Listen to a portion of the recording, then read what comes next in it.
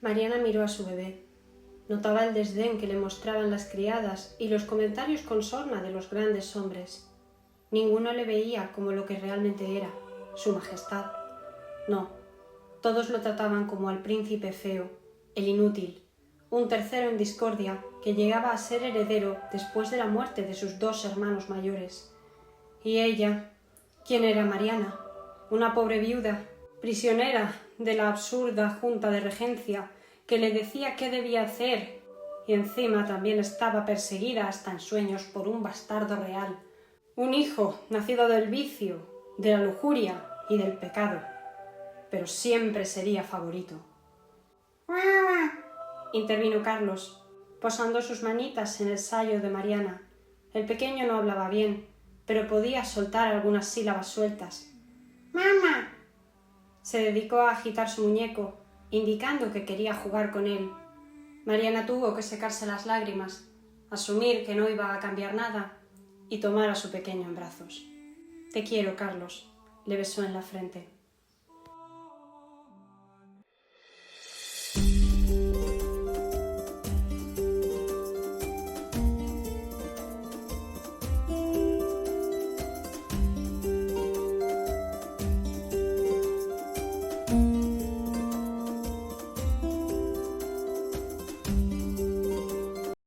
Desde luego, no sé qué pensarán ustedes, pero a mí no me gustaría demasiado convertirme en una metáfora, ser un símbolo de algo, que tu nombre y tu persona, tu identidad, vaya asociada con un momento de la historia, con algún suceso concreto que puede ser bueno o malo, con un lugar.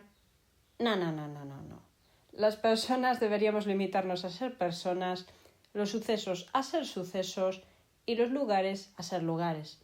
Pero por desgracia, a veces el misticismo, la superstición y, por qué no decirlo, también las malas pulgas, por no decir otra cosa, pueden llevar a que se quiera transmitir un relato, una imagen, un retrato que nos haga pensar en una persona como en un héroe, tal vez porque era físicamente atractivo, que pensemos en una persona que no consigue sus objetivos por ser a lo mejor mezquina de carácter, antipática o poco agraciada.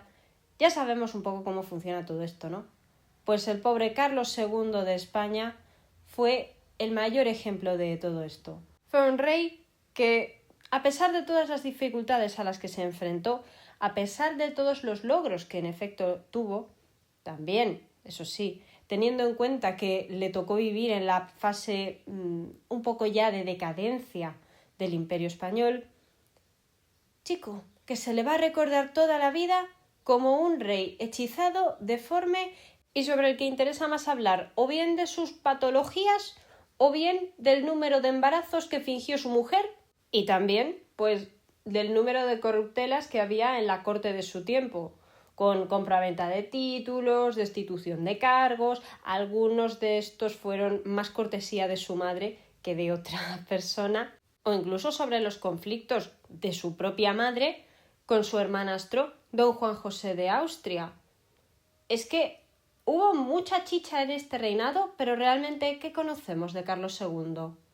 ¿Qué sabemos de él? Porque su historia ha dado pie a muchas teorías, ha dado pie a mucha especulación, pero siempre se le ha utilizado como rostro, como imagen representativa de la decadencia española de finales del siglo XVII.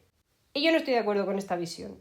Entonces, si me lo permitís, encantada voy a estar de contaros un poquito su historia, la cual tiene pues episodios más serios, más de guerra, de política, complicaciones en cuanto al equilibrio geopolítico dentro y fuera de España, bueno, de la monarquía, como queramos llamarla, para entendernos todos, hasta hablar pues de cosas tan sencillas o más picantonas como los problemas matrimoniales, las peleas con su madre, las peleas con su hermano y pues lo que vienen siendo los cotilleos de toda la vida que nos gustan a todos.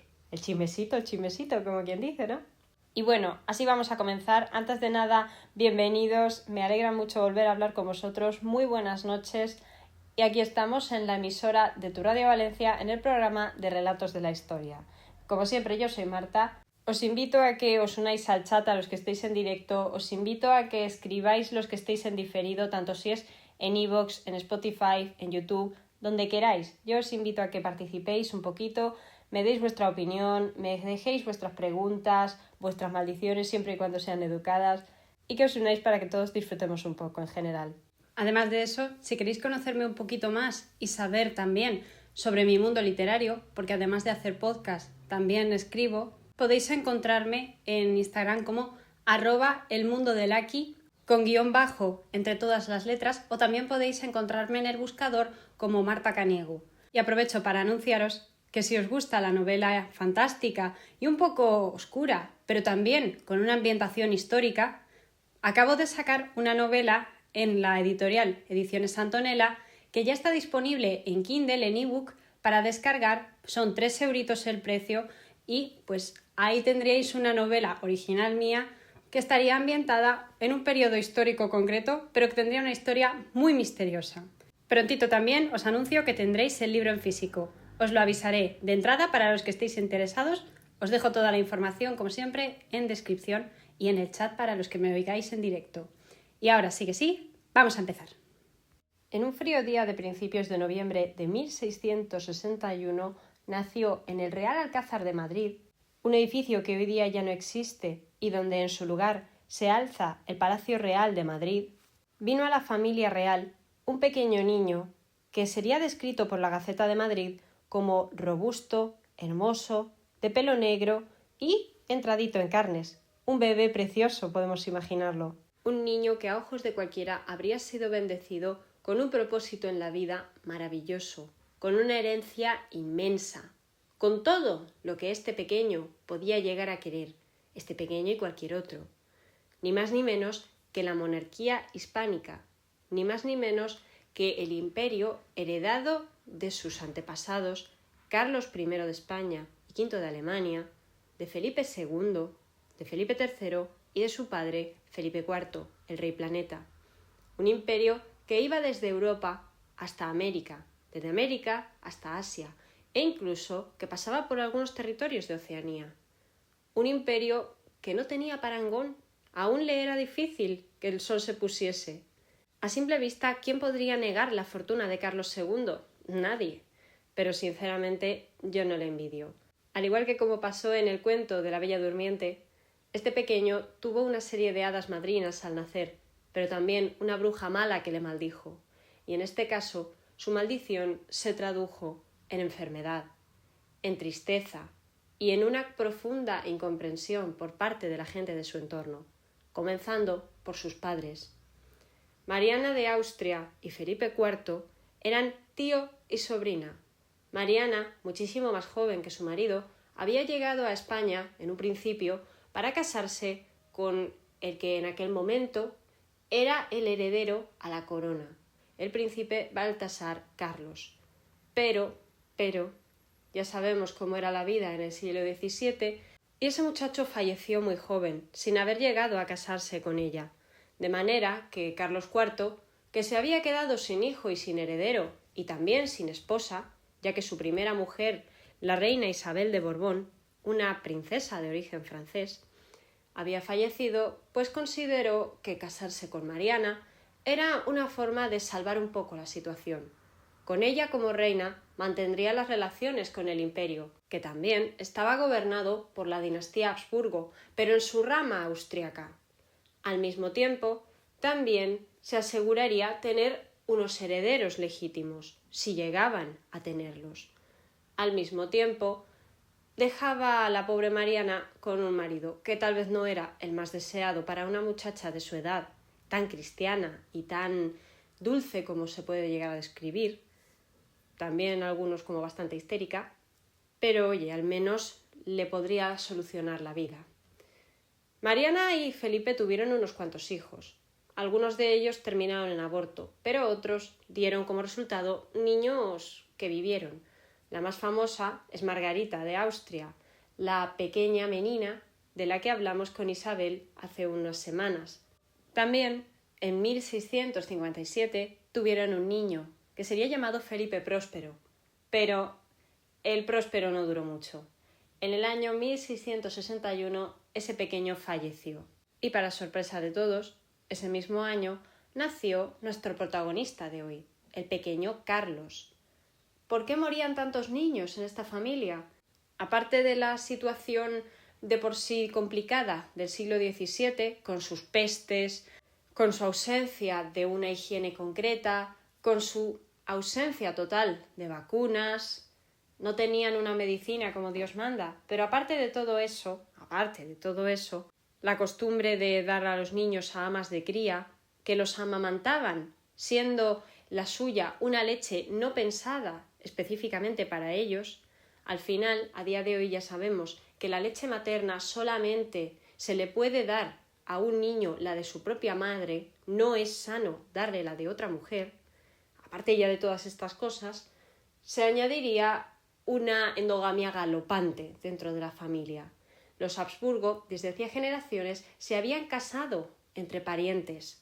Podríamos pensar que la intención de esto era mantener la pureza de la sangre, pero no importaba tanto la pureza de la sangre de la familia como la pureza de los territorios. Al fin y al cabo, casarse entre ellos era una manera de mantener relaciones, también era una manera de hablar de política, también era una manera de conservar los territorios de la familia dentro de la propia familia y crear un núcleo duro que acorralase a Francia y en menor medida, porque en esta época no siempre eran enemigos, a Inglaterra hasta cierto punto. Era una manera de crear un núcleo duro entre el Imperio y España.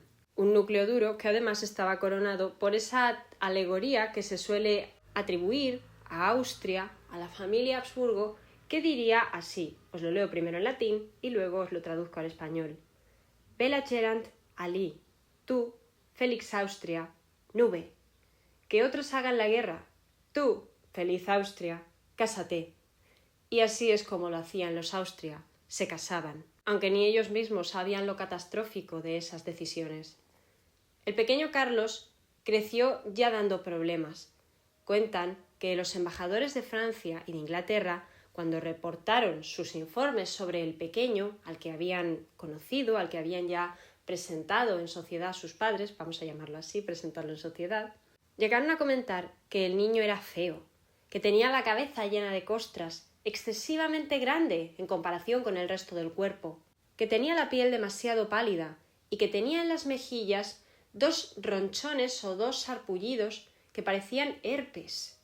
Se habla de un niño muy feo, que tenía la lengua excesivamente grande, que casi no podía cerrar la boca, que ya en su más tierna infancia mostraba una barbilla excesivamente grande, tan grande como la podría tener en aquel momento el emperador Leopoldo, o tan grande como la habrían tenido sus antepasados, pero mucho más potenciada, porque al fin y al cabo los anteriores se habían casado con primas o sobrinas, o habrían sido hijos de primas o sobrinas. Pero el problema, en este caso, era que Carlos había sido hijo de un tío y de una sobrina, que a su vez habían sido hijos de primos, que a su vez habían sido hijos de otros sobrinos, y que a su vez habían sido hijos de otros 2 primos hermanos. Concretamente, en la familia española, si miráis uno por uno todos los matrimonios que hubo antes del nacimiento de Carlos de los distintos monarcas, os daréis cuenta de la salvajada que se hacía a nivel genético en esta familia. Es un despropósito y, sin embargo, también os digo, Carlos II no fue el primer Austria en dar signos de locura o de un comportamiento extraño, en cierta manera. Pero eso es otra historia que ya os contaré. De momento, puede ser interesante, para conocer un poco más a la figura de Carlos, entender las teorías que circulan acerca de su enfermedad. ¿Qué enfermedad mostraba este muchacho de verdad? Los historiadores no se aclaran mucho, pero los médicos tampoco. Principalmente he visto que hay 2 teorías, la que habla de un síndrome llamado Klinefelter y la que habla de un síndrome llamado X frágil. El síndrome de Klinefelter se produce, parece ser, cuando una persona a la que se le asignó al nacer el sexo masculino no tendría los típicos, los normales, cromosomas X e Y, como suele ocurrir sencillamente. Ya sabemos que, en genética los hombres serían un XY y las mujeres seríamos cromosoma XX. Es lo que, en cierta manera, determinaría lo que somos a nivel biológico. Pero el síndrome de Klinefelter lo que señala es que una persona con cromosomas X e Y tendría además una copia o una suerte de réplica de un sistema X adicional, con lo cual digamos que podría llegar a tener dificultades en el crecimiento. Afectaría en su caso al crecimiento testicular, que es una cosa de la que se ha hablado mucho cuando se trata la figura de Carlos II. También es una cosa que afectaría a la reducción de la masa muscular, a que le aumente el tejido mamario, a que pudiese tener unos genitales ambiguos en cierta manera. Hablaría de que no podrían producir casi semen, de que casi no podrían reproducirse, sería muy complicado. Hablamos de un síndrome que se llegaría a ver a medida que el niño creciese. Y lo mismo sucede, algo parecido, con el síndrome de X frágil, aunque yo os aviso que no soy médica, Yo he intentado leer, he leído un par de tesis, he leído unos artículos sobre el tema, pero hay cosas que me cuesta entender. Pero el síndrome X, por lo que he leído, iría más enfocado a producir un tipo de autismo, en cierta manera, al más propio en niños que en niñas, y que también afectaría al comportamiento, a la actividad, cerebral, a cómo una persona se muestra de cara al público. Causaría timidez, causaría ansiedad. Hay que recordar que Carlos siempre ha sido descrito como un niño con dificultades en el aprendizaje. Ya desde niño mostró complicaciones para aprender a leer, para aprender a caminar, estuvo siendo amamantado por amas de cría hasta los 4 años. Tuvo muchas dificultades. A los 9 casi no hablaba y padeció todas las enfermedades posibles: el sarampión, la varicela, la viruela. Atravesó un poco todo. Además de eso, se le acusaba tener un marcado raquitismo y de no ser capaz de cerrar la boca por el tamaño de su lengua, que eso ya os lo he comentado antes, pero es que me parece bastante grotesco. Pero la cuestión es que la monarquía hispánica, el gobierno de España, estaba destinado a recaer en los brazos de este pequeño, de este niño que nació con tantas dificultades y que probablemente, por desgracia, terminaría teniendo que asumir su papel muy pronto, ya que su padre, Felipe IV, no vivió lo bastante como para ver el desarrollo de su hijo, ya que murió cuando éste apenas tenía 4 años.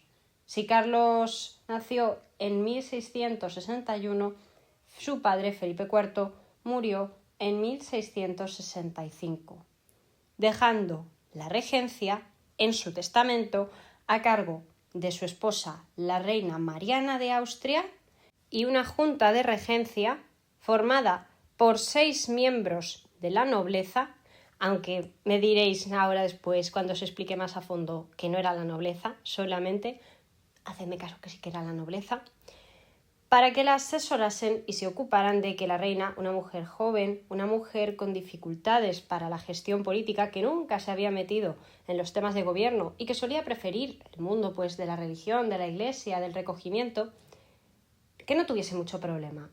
Y también que procurase, dentro de lo que cabía, escapar de la política que tanto había puesto en práctica Felipe IV y que tantos problemas había traído a la nación en general: el sistema del valimiento. El valimiento había sido un sistema puesto en práctica por el abuelo y el padre de Carlos, por Felipe III y por Felipe IV. Su funcionamiento, a grandes rasgos, tenía la peculiaridad de dejar en manos de un grande de España buena parte de las labores de gobierno, que corresponderían al monarca y un poco al resto de juntas, consejos, cortes y demás. Aunque esto no hacía que desapareciesen, sencillamente ponía a una figura un poco por encima del rey, pero sin tener la exposición que tenía la figura del rey. Los más famosos de los validos que habían existido durante el siglo XVII español fueron el duque de Lerma, durante el gobierno de Felipe III, y el conde duque de Olivares, durante el gobierno de Felipe IV, el padre de Carlos. Su Majestad el Rey Felipe había salido bastante escarmentado del intento de valimiento que había llevado a cabo su propio favorito, el conde duque de Olivares, y esto le había servido para intentar que no se volviese a ese sistema. Por eso diseñó la Junta de Regencia para que se ocuparan de ayudar a su esposa, Mariana, durante la minoría de edad de Carlos. Así, estaba diseñada para incluir dentro de un pequeño grupo a la totalidad o al mayor número posible de representantes de los principales territorios o instituciones peninsulares.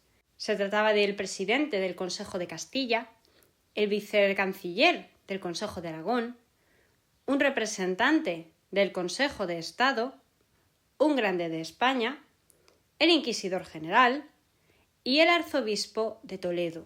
Los nombres de las personas que se ocuparían de cada uno de estos cargos pues eran quienes estaban en aquel momento en el poder. El Consejo de Castilla estaba presidido por García Haro Sotomayor y Guzmán, conde de Castrillo. El Consejo de Estado estaba dirigido por Gaspar de Bracamonte y Guzmán, conde de Peñaranda. El vicecanciller del Consejo de Aragón era Cristóbal Crespí de Baildaura, un nombre muy de la zona de Levante, como podemos apreciar. El grande de España elegido sería Guillén Ramón de Moncada, marqués de Aitona, y el inquisidor general Pascual de Aragón. Hay un personaje que faltaría aquí, el arzobispo de Toledo, también conocido como Baltasar, Moscoso y Sandoval. Sandoval era el apellido del duque de Lerma, el valido de Felipe III, por lo que ya podemos ver que ocupasen cargos eclesiásticos, ocupasen cargos de representantes, ocupasen cargos de lo que quisieran, todos pertenecían a la nobleza. De hecho, es algo que se suele utilizar mucho para representar el reinado de Carlos II en concreto, aunque esto afectaba a todos los Austrias, y se trata de esa oligarquía, esa suerte de oligarquía, que se formó en torno a las familias principales y pues lo demasiado extendido que estaba el uso de cargos eclesiásticos para colocar a miembros de las familias nobles y el uso del resto de cargos para colocar al resto de la familia. De forma que, pues, fuese quien fuese, los intereses de la Iglesia solían aunarse con frecuencia con los de la nobleza, aunque históricamente no siempre había sido así. Aunque a partir de este reinado sí que les interesaría estar más unidos, básicamente por el desprecio, en parte, hacia la reina Mariana, quien no tenía muy buena fama en España. Siempre se la había considerado una extranjera, una mujer seca, antipática, demasiado beata, demasiado mojigata, que ya desde que se quedó viuda empezó a vestir con el atuendo propio de una viuda de la época, que es bastante similar al de una monja, si lo queréis buscar. Y realmente ella pues llevaba una vida donde no le interesaba demasiado la política, pero cuando quiso tomar partido como reina regente, reina gobernadora, tuvo un problema, y es que le dio poder a un hombre demasiado inepto por una parte, pero por otra parte demasiado inexperto. Se trataba de un jesuita, Juan Everardo Nitard, que también era su consejero personal, y ella quiso que entrase a formar parte del Consejo de Regencia, porque básicamente, aquí vamos a entender un poco a Mariana, no se fiaba de nadie más. En España ella pues estaba y no estaba al mismo tiempo. Entonces necesitaba el consejo de algún ser querido, cercano, y Nitard, además de ser su confesor, de ser un hombre de religión que a ella le transmitía tranquilidad, era un hombre que había venido con ella desde antes de que viviese en España. Era un hombre extranjero, al igual que ella. El problema para que Nitard entrase a formar parte del Consejo de Regencia era que, pues, en parte no era español, entendiendo que no era español como que no pertenecía por nacimiento a ningún territorio concreto que siguiese siendo parte de la monarquía hispánica. Él había nacido en la Alta Austria, un territorio de los Habsburgo austriacos. Por tanto, no tenía nada que ver con la monarquía. Y tampoco les gustaba mucho a la población, ni mucho menos a la corte, a los grandes nobles. Pero Mariana se salió con la suya. Consiguió meter a Nitard en el poder, aprovechando que el arzobispo de Toledo había fallecido el mismo día que su marido Felipe IV, por lo que no iba a poder ocupar su puesto. Pero como el puesto de arzobispo de Toledo habría quedado muy mal, porque hablaríamos de una de las grandes autoridades eclesiásticas de España, se decidió convencer al que en aquel momento era inquisidor general, es decir, Pascual de Aragón, para que renunciase al cargo y en su lugar se convirtiera en arzobispo de Toledo. La reina lo consiguió y así logró que por una parte don Pascual continuase en el Consejo de Regencia, pero que su favorito también tuviese un nuevo puesto. Hicieron un montón de triquiñuelas para conseguir colarlo totalmente, pero a quien no se lo coló fue a la corte, que pronto empezó a mostrar su desagrado por este hombre, que parecía no tener ni idea ni del lugar donde estaba, ni de lo que estaba haciendo, y que pues el hombre probablemente haría lo que podía, pero no daba para más. Pero como solía pasar en estos tiempos, el nombramiento de Nitar se utilizó para desprestigiar la regencia de Mariana y para, digamos, ensalzar una figura que desde hacía unos años vivía lejos de la corte, pero que despertaba todos los males que Mariana veía en el mundo. Se trataba de don Juan José de Austria, un hijo bastardo que habría tenido Felipe IV con su amante más famosa, la Calderona, una comedianta, que después de haber dado a luz se habría metido a monja. Paradójico, ¿no?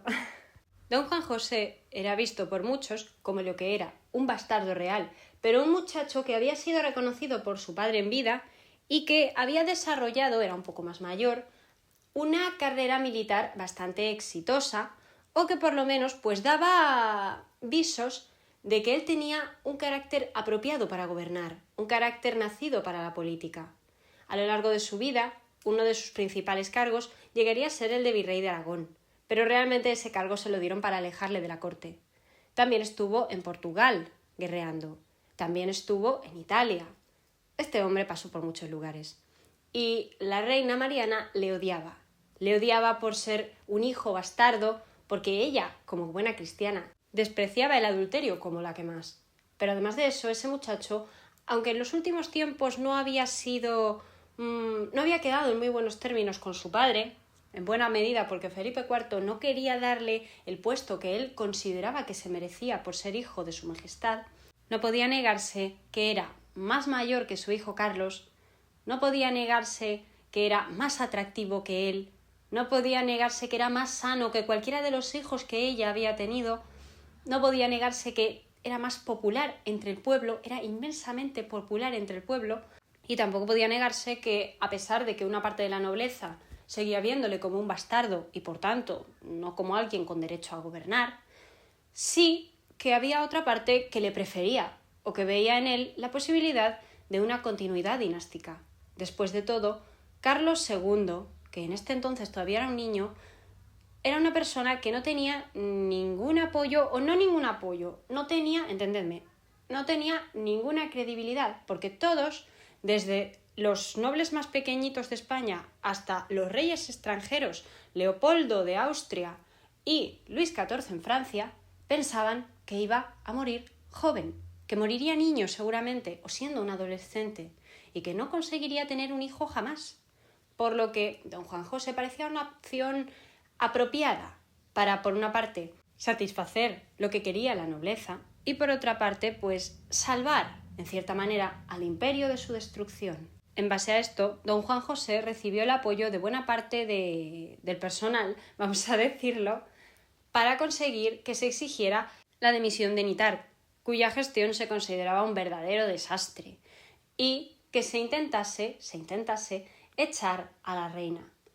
A lo primero lo consiguieron. Nitar fue, pues, depuesto y apartado del poder.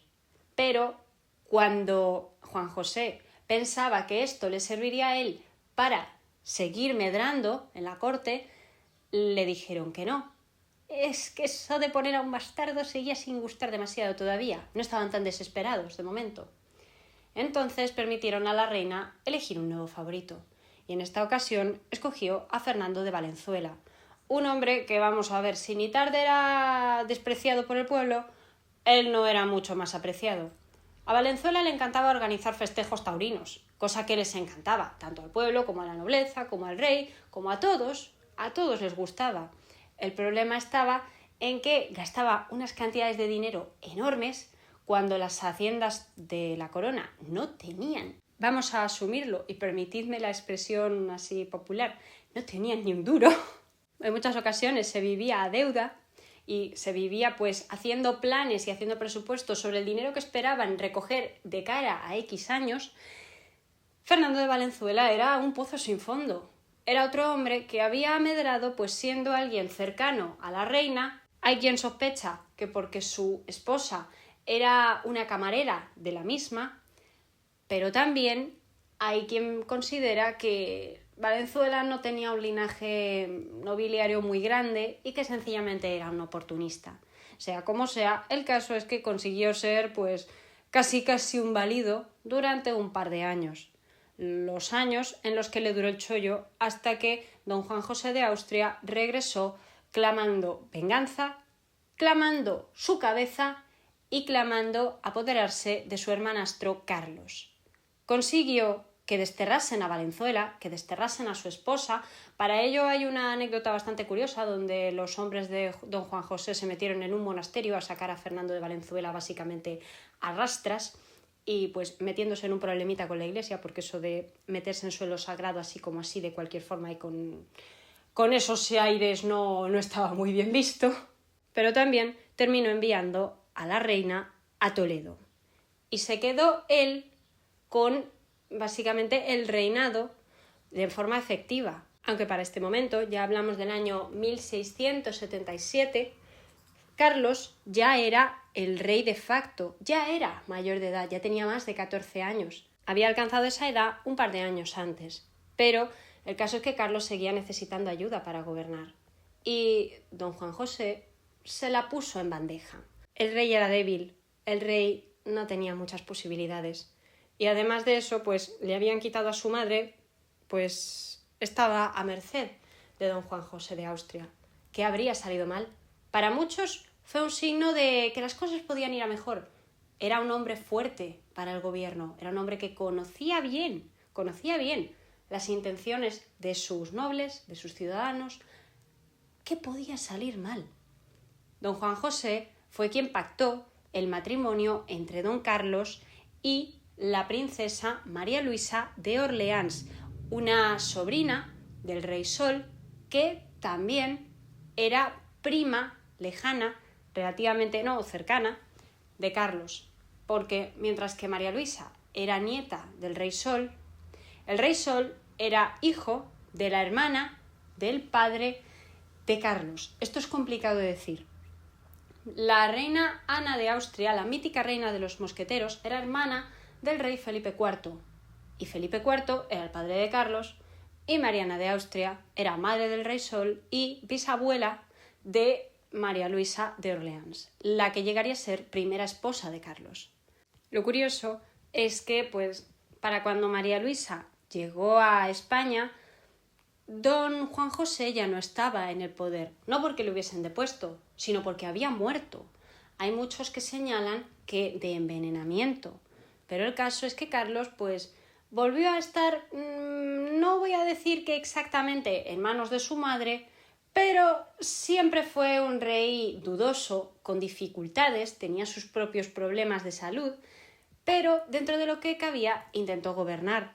Y de hecho tuvo una epopeya militar bastante llamativa, donde si bien no había mucho dinero para mantener o para modernizar el ejército, sí que incluyó algunas remodelaciones, algunas mejoras. Sus militares hicieron cambios de tácticas, cambios en el uso de la pólvora y de las armas de fuego, y por qué no decirlo, demostraron una gran fortaleza en guerras como la de la Devolución contra Francia, donde los militares consiguieron aguantar bastante en la frontera norte del imperio de Europa, es decir, en la zona de los Países Bajos, actualmente Países Bajos, consiguieron evitar que una catástrofe demasiado grande se cerniese sobre España a pesar de la división que hubo en ciertos momentos con los propios aliados de la corona.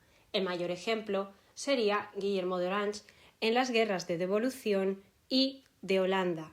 Guillermo de Orange, el líder, digamos, de los Países Bajos protestantes, vamos a decirlo, era uno de los grandes líderes de aquella causa, terminaría siendo finalmente rey de Inglaterra como Guillermo III.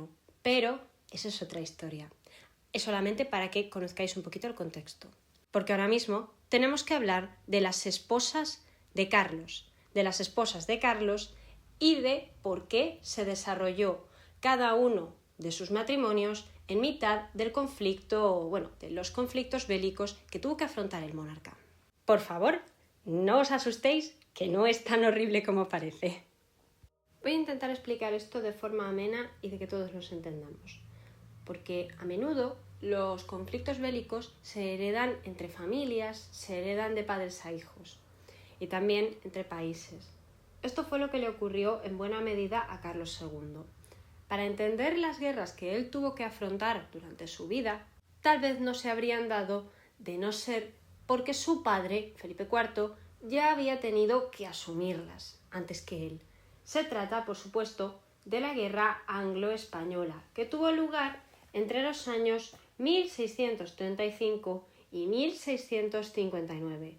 Una guerra que terminó con la firma del Tratado de los Pirineos, un tratado por el que la tía de Carlos, la reina Ana de Austria, la mítica de los mosqueteros, terminó reuniéndose con su hermano por primera vez desde hacía décadas.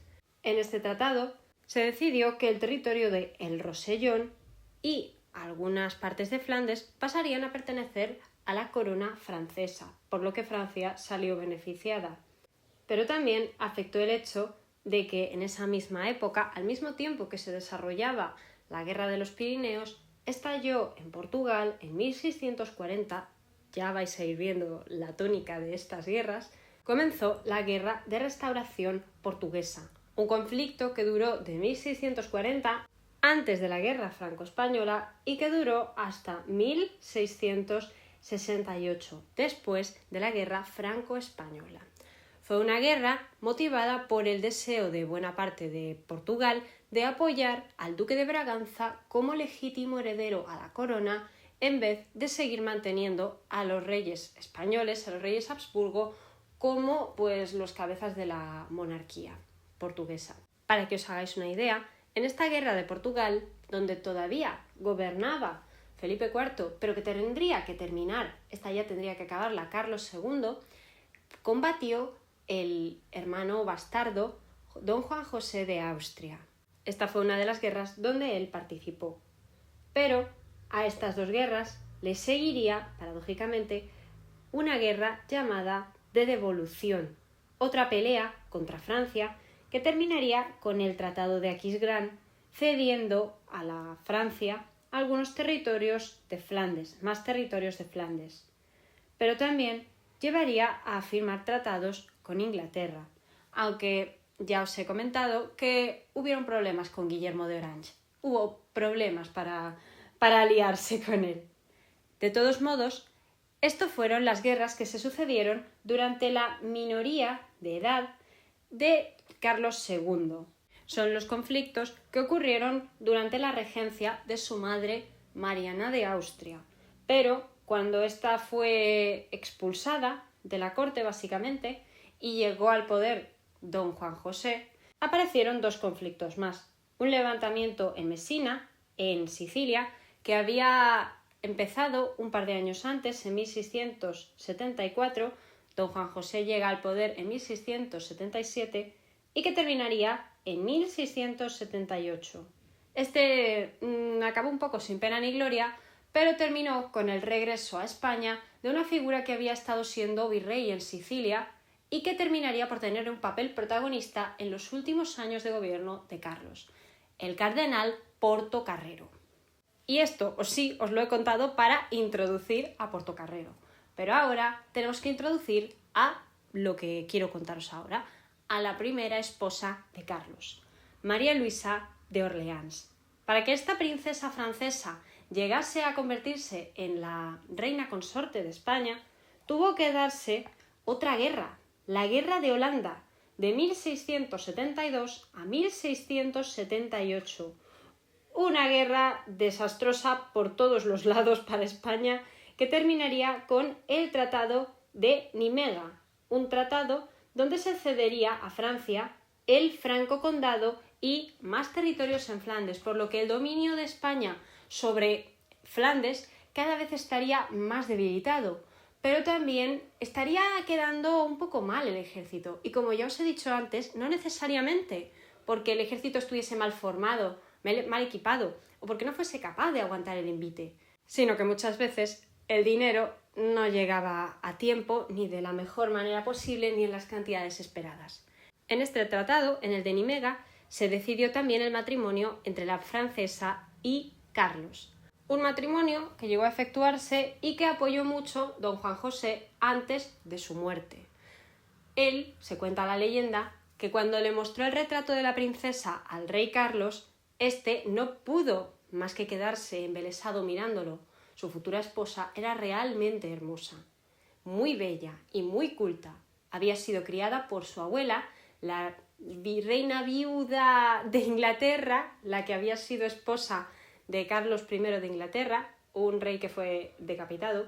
Pero para entender eso también tendría que explicaros cómo Guillermo de Orange llegó a gobernar en Inglaterra en esta época. Es que fue un momento muy movidito para la historia europea. Entonces, si queréis conocer eso, por favor, yo os pongo una encuesta y vosotros me decís. La cuestión es que Carlos se enamoró de ella profundamente, de una mujer que estaba considerada muy bien en Europa, un partidazo. El problema era que ella no veía la película de la misma manera. El embajador en Francia contaba que el rey era feo, pero feo, horrible, espantoso de mirar, espantoso de hablar con él y que era un ser poco más que parecía endemoniado. Con lo cual María Luisa no estaba muy feliz con la noticia, aunque terminó aceptando por seguirle la corriente a los deseos de su tío, el rey Sol Luis XIV, un señor con el que no convenía meterse. Y finalmente María Luisa llegó a España en torno a 1679 y ya no volvería a salir. Su trabajo era el mismo que el de la mayoría de reinas, dar a luz a herederos, pero tuvo problemas. Cuentan las leyendas que ella le confió a una de sus damas la historia de que el rey sufría de una fuerte eyaculación precoz que le impedía consumar el matrimonio de forma apropiada, de forma correcta, para poder engendrar herederos. Pronto las esperanzas que se habían puesto en esta muchacha terminaron decayendo, porque pasaban los años y María Luisa no se quedaba embarazada de ninguna de las maneras, ni con todas las atenciones de Carlos podían tener un hijo. Para este momento en la corte ya se estaban formando una suerte de partidos, una suerte de grupos, facciones, que, contemplando la posibilidad de que Carlos muriese sin hijos, ya buscaban sus propios candidatos. Nos inclinaban más hacia una solución de corte francés, teniendo a Luis XIV como el principal actor político en ese asunto, y otros, en cambio, abogaban por lo que era más tradicional en la Casa Habsburgo, de mirar hacia Viena, mirar hacia Austria, hacia el emperador Leopoldo y hacia sus derechos teóricamente legítimos sobre la corona. Pero la realidad es que ambos dos reyes, tanto el francés como el alemán, tenían derecho hacia la corona española. Por una parte, Luis XIV estaba casado con María Teresa de Austria, la hermana de Carlos II, y por otra parte, Leopoldo estaba casado con Margarita de Austria, la otra hermana de Carlos, la niña menina. Por lo que había un empate. ¿Quién iba a ganar? La llegada de una princesa francesa a la corte apuntaba a una preferencia hacia los franceses. De ahí también se saca un poco el empeño que habrían puesto para conseguir por todos los medios que María Luisa se quedase embarazada. Hay quienes cuentan las leyendas, aunque yo esto lo pongo un poco en duda porque no sé exactamente cómo de desarrolladas estaban este tipo de técnicas para este momento. Si lo sabéis vosotros, os agradecería que hagáis apunte en los comentarios o en el chat. Se cuenta que María Luisa llegaría a entregar pues la ropa de cama y diversos elementos del rey a sus agentes de origen francés, a los embajadores y demás, y que incluso harían llegar a médicos a la corte para ver si eran capaces de captar la esencia, la semilla del rey y fecundarla en la reina de manera asistida, artificial es que a mí me suena muy fantasioso. Igual es verdad que esto ocurría ya en aquel momento, ya se sabía en aquel momento la existencia de los espermatozoides y demás, pero os empezaba ya a tener controlado. Pero claro, es que ya hablamos de prácticamente reproducción asistida.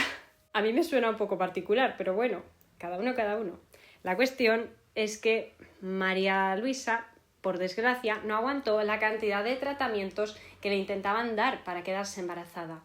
Y además de eso, padeció una apendicitis con peritonitis, con lo cual María Luisa falleció en 1689, prácticamente 10 años después de haber llegado a España, joven, tenía 26 años y sin hijos.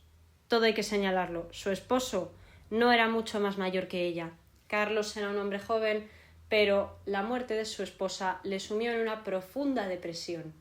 Tan depresivo estaba que cuando el consejo y sus distintos capitanes, que llegarían a ser después de Nitard y de Valenzuela, fueron el duque de Oropesa y el duque de Medinaceli, trataron de convencerlo de que buscase una segunda esposa.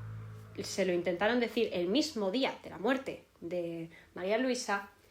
Él dijo que bueno, que se ocupasen ellos y que a él le dejasen pasar su duelo, porque a él le daba lo mismo. Conclusión, la elegida fue una princesa de origen alemán, Mariana de Neuburgo, una muchacha nacida en Düsseldorf, hija del elector del Palatinado del Rin, Felipe Guillermo del Palatinado, duque de Neuburgo, y de su esposa, Isabel Amalia de Hesse-Darmstadt. Y creo que acierto si señalo que ninguno de estos nombres os sonará de nada. O sea, vale, la familia Orleans tiene sentido, bueno, la familia de Orleans, la casa de Borbón tiene sentido porque son los reyes de Francia. La casa de Habsburgo gobernaban en Madrid y gobernaban en Viena. Pero una familia alemana principesca normalita, aunque bueno, no tan normalita, electores del Rin, tenían voto en la elección del emperador, del Sacro Emperador. Pero a simple vista es cierto que, hombre, el rey de España podía acceder a un mejor partido. El único motivo por el que la balanza se inclinó en favor de Mariana de Neuburgo parece ser que fue el hecho de que sus padres habían tenido un total de 23 hijos y pensaron, oye, parece que esta familia es fértil, parece que tienen hijos sanos, parece que los niños llegan a edad adulta. A lo mejor podemos introducir un poquito de sangre fresca. A buenas horas se les ocurrió. Y así fue como se produjo el matrimonio entre Mariana y Carlos. Un matrimonio que, para la salud personal del rey, fue bastante distinto del de María Luisa. María Luisa, al fin de cuentas, aunque era difícil ver a Carlos, podemos suponer, le llegó a tener cariño. Pero el tema estuvo en que Mariana disfrutaba, hay quien cuenta, de hacerle la vida imposible a su esposo. Fingió un par de abortos, fingió un par de embarazos. Ella realmente estaba allí como un ejemplo de los que eran más partidarios de la causa austracista, o lo que llegaría a ser la causa austracista. Si María Luisa de Orleans había sido la candidata francesa a ser esposa, Mariana de Neuburgo era la candidata austríaca. No en vano, la hermana de Mariana, Leonor, estaba casada con el emperador Leopoldo I, el viudo de la hermana de Carlos, Margarita Teresa de Austria. Por tanto, se reforzaba un poquito así las relaciones con Austria, un poquito más se creaba un nuevo parentesco hacia Viena. Pero el tema estuvo en que Carlos no pudo aguantar mucho más la situación y al cabo de unos pocos años, tened en cuenta que se casaron en 1689, el mismo año que murió María Luisa, Felipe terminó falleciendo. Terminó falleciendo en el año 1700, o sea, 10 años más tarde. Una desgracia que iría acompañada de más guerras, concretamente 2 dentro de la península y otra fuera. La de fuera fue la Guerra de los 9 años o Guerra de la Liga de Augsburgo, que ocurriría desde 1688 a 1697. Una cantidad de guerras, una cantidad de dinero, una complicación bastante grande. Pero además de eso, en Cataluña tuvieron la revuelta de los barrentinas. Cataluña ya había tenido sus propios problemas durante el reinado de Luis XIV y había sido una frontera peligrosa porque si Francia lograba hacerse con Cataluña pondría en riesgo la integridad de Castilla.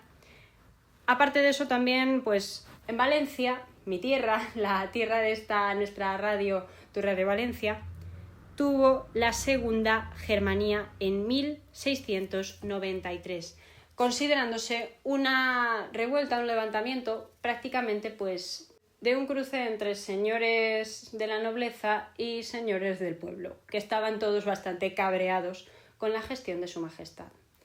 Aún así, y con todo, muchos dicen qué complicado, qué mal el reinado de Carlos II. Realmente Carlos II asumió muchos problemas, porque ahora es cuando os voy a explicar que unido a todas las guerras, unido a las tensiones internacionales, junto a todo lo que estaba pasando, Carlos tuvo además que hacer frente a problemas económicos en Castilla, unos procesos de inflación y de deflación bastante gordos que contribuyeron a dar no poca inestabilidad a sus reinos peninsulares, pero más concretamente a Castilla, que además sufrió una continua sucesión de pestes, de epidemias, que dificultaron todavía más la vida allí. Generaron tensiones en Andalucía, generaron tensiones en Valencia, hubo tensiones en Castilla, hubo tensiones en muchos lugares, pero paradójicamente Cataluña fue un territorio que en esta época, a partir sobre todo de 1680, comenzó a experimentar una cierta recuperación económica, motivada en parte por su capacidad, su trabajo en el comercio de ultramar.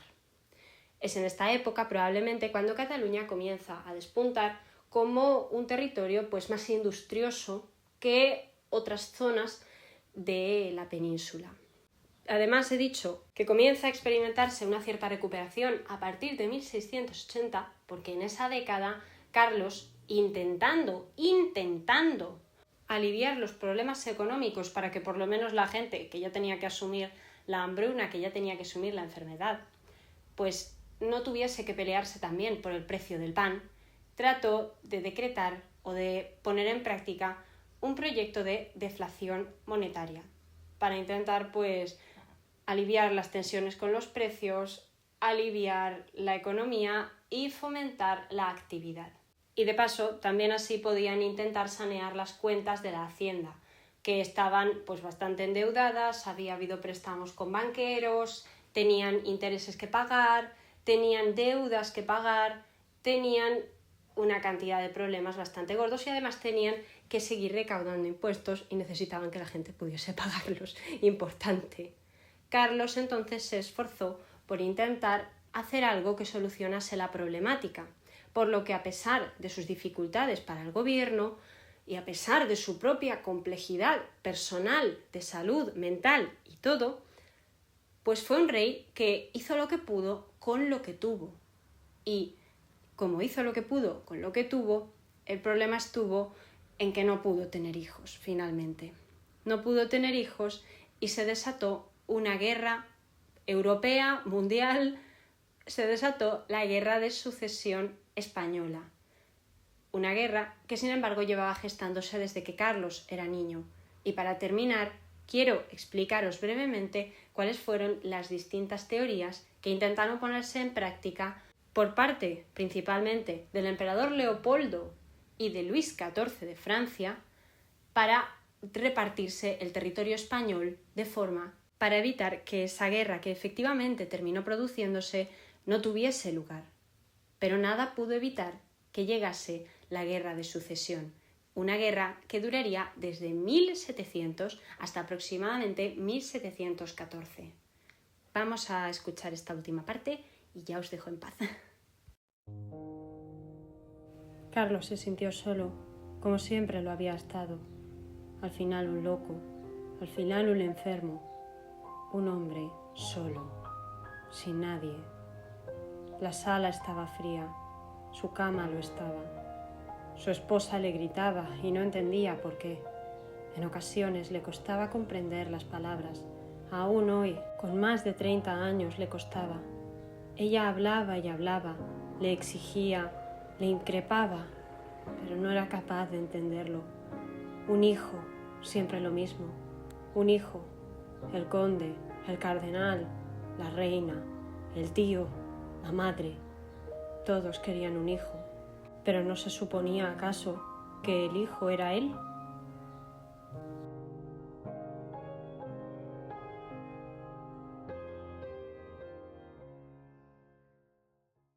Hace algunas semanas, algunos meses, mejor dicho, recordarán que vino al programa una compañera mía del doctorado, Isabel, a hablar sobre Margarita Teresa de Austria, sobre la pequeña menina.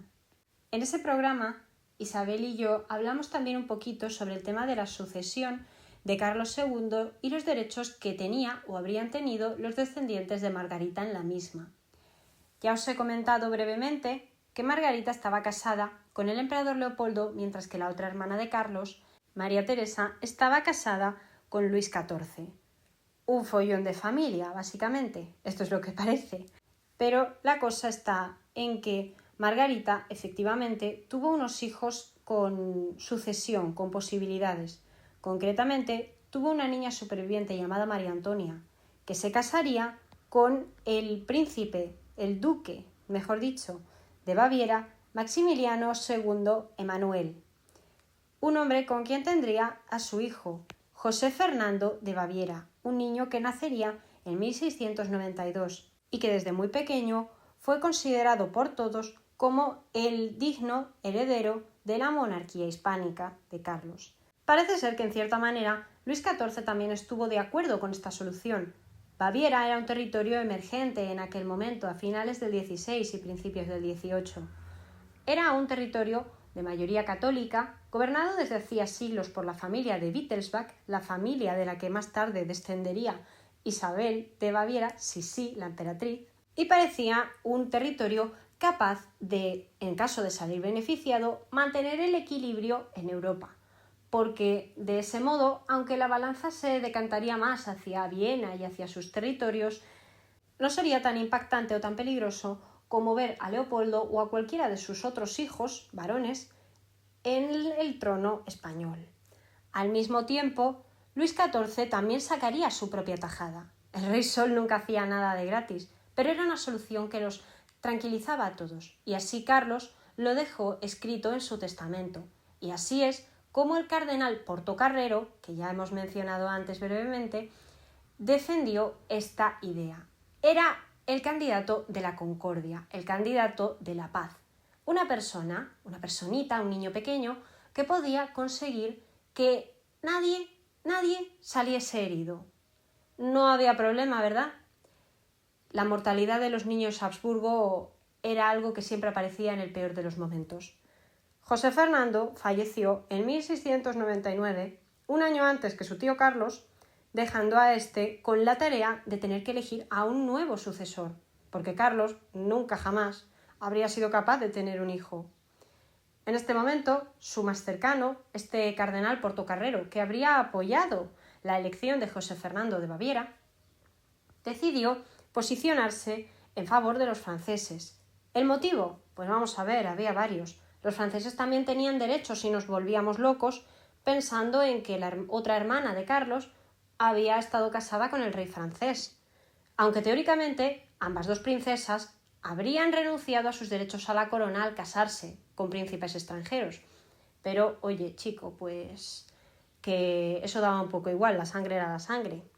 O eso es lo que debió razonar Luis XIV, que se empeñó durante años en conseguir trasladar su influencia hacia la corte de Madrid, hasta el punto de que no solo Portocarrero, sino también otros muchos nobles decidieron apoyar la candidatura de los franceses, pero personificada no en Luis XIV o en su hijo el Delfín, sino en la figura de su nieto, Felipe d'Anjou, un muchacho que se criaba en Versalles en aquel momento y que, paradójicamente, habría heredado un poquito de los rasgos físicos de la familia de Habsburgo de la que él también descendía, aunque fuese por solamente la mitad. El pobre Carlos terminó aceptando esta idea y dejando en su testamento que fuese Felipe d'Anjou el rey de todos sus territorios. un imperio enorme que dejaba al hombre más rico o más poderoso de la Europa del momento, Luis XIV, con un área de influencia inmensa. Porque vale, el que iba a gobernar era su nieto, pero su nieto, su carne, su familia, su sangre, un personaje que estaría totalmente a su merced. ¿O no? Felipe V fue un rey de mucha particularidad, muy debatido, muy querido por unos y muy odiado por otros. Aquí en Valencia, en Xàtiva, hay un cuadro boca abajo del rey Felipe V desde hace siglos, colgado en el ayuntamiento, porque conmemoran pues ese incendio provocado que el rey causó en la ciudad como venganza, represalia, como un acto de guerra durante la Guerra de Sucesión. No hubo paz porque Leopoldo no aceptó el testamento y como no lo aceptó, quiso apoyar a su hijo Carlos, el archiduque, para que éste también tuviese la oportunidad de gobernar en España. Leopoldo estaba convencido de sus derechos, no ya solo por los derechos de la que había sido su esposa Margarita, sino también porque él mismo descendía de la dinastía de Habsburgo, eran de la misma familia. Él tenía en su sangre de españolas, sangre de españoles, pero todos príncipes de la misma casa. El propio Leopoldo también había sufrido las malformaciones que llevaban acarreadas la consanguinidad. Tenía unos labios y una mandíbula que si lo veis en los retratos os sorprendéis. Pero la cuestión es que no hubo paz y Leopoldo, en cuanto se enteró de la muerte de Carlos e incluso un poco antes, terminó por buscar aliados en la gran coalición, en la gran alianza que había conseguido reunir ya en aquel momento, unos años antes, para la Guerra de los 9 años. El emperador no era como el rey francés. Luis XIV había conseguido ser el rey sol, la France c'est moi, la Francia soy yo. Había sido un monarca absoluto, tenía a su merced a su reino, lo tenía bien controlado. Pero en cambio Leopoldo era un emperador, un sacro emperador, pero un emperador que no dominaba buena parte de su territorio, que además ahora pues tenía problemas con la casa de Brandenburgo, los Hohenzollern, que comenzaban a fastidiar desde el norte, y además eran protestantes, pero también formaban parte del imperio. También tenía que contentar a los príncipes electores y también tenía que ocuparse de sus propias guerras. Tenía problemas en el este, los otomanos presionaban de cuando en cuando. Había dificultades para entenderse con los húngaros, con los bohemios. Si Leopoldo quería tener una posibilidad en la Guerra de Sucesión, necesitaba poner en práctica su capacidad para reunir aliados. ¿Quién ganaría? El pobre Carlos no vivió para comprobarlo. Murió en 1700, a las puertas del siglo XVIII, dejando detrás de él un imperio tal vez no tan decadente, porque si hubiese sido tan decadente, probablemente toda Europa no se hubiese revuelto, temblado de miedo y querido tomar partido por uno o por otro bando, por ver quién se ocupaba de esa gran mole de tierra que era el Imperio Español. Dejó a su paso también un legado maldito. Muchos pensaron que Carlos estaba hechizado por no ser capaz de tener hijos. Y dejó también la imagen de una leyenda negra que se había comenzado a gestar con sus antecesores, pero de la que, por desgracia, él fue la cara, fue la metáfora. Carlos II quedó ejemplificado como la mayor prueba de la decadencia española de su tiempo. Cuando él murió, a diferencia de lo que se solía hacer con los reyes, se le practicó una autopsia por la situación, por todo lo que había implicado su reinado, su carencia de hijos y por ver qué pasaba en esa criatura que aparentaba ser tan enferma, pero que también tenía momentos en los que decidía tomar el mando y asumir sus deberes, intentar recuperar su imperio, intentar recuperar la salud financiera, intentar recuperar la salud militar. Carlos fue rey en una época de mucho cambio para todo y en una época en la que España, a diferencia de lo que se suele pensar, no se quedó tan aislada de las innovaciones militares, tecnológicas, no se quedó aislada, simplemente pues fue asumiendo de una forma que un poco diferente. Sí que estaba un poquito rezagada, pero tampoco era tan horrible como se contaba. El caso es que le practicaron la autopsia y Carlos II, por lo que describen, tenía el corazón pequeño y ennegrecido. los testículos más de lo mismo, que además de eso tenía la cabeza llena de agua, que había quedado totalmente podrido por dentro, los pulmones, el intestino, el hígado, todo destrozado. Una imagen muy grotesca para un hombre que podemos discutir su capacidad para gobernar, podemos discutir su capacidad, su salud mental o su salud física. De Carlos se pueden discutir un montón de cosas, pero también se puede discutir incluso la influencia que personajes como su mujer, sus mujeres, la influencia que su madre o la influencia que su hermanastro intentaron ejercer sobre él. Podemos discutir incluso la eficacia de sus hombres de confianza, Portocarrero, Medinaceli, Oropesa, Valenzuela, Nital.